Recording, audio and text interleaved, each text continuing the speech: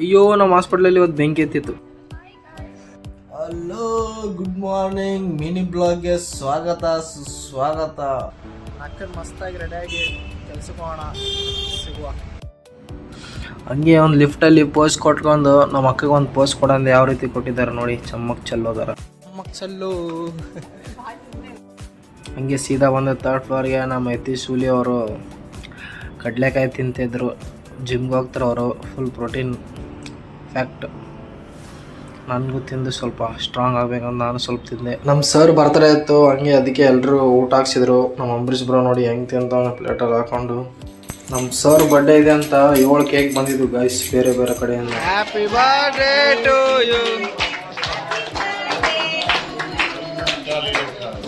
ಇವತ್ತು ನಮ್ಮ ಹಾಸ್ಪಿಟ್ಲಲ್ಲಿ ಫೈರ್ ಎಸ್ಟಿಂಗ್ವಿಷರ್ ಟ್ರೈನಿಂಗ್ ಇತ್ತು. ನಮ್ಮ ಅಕ್ಕ ಆರ್ಸಟಿ ಅದು ತಾನೇ ಗಾಳಿಗೆ ಆರೋಯ್ತು. ಇವಾಗ ನೋಡಿ ನಮ್ಮ ಮೇಡಮ್ ಎಷ್ಟು ಫಾಸ್ಟಾಗಿ ಮಾಡ್ತಾರೆ.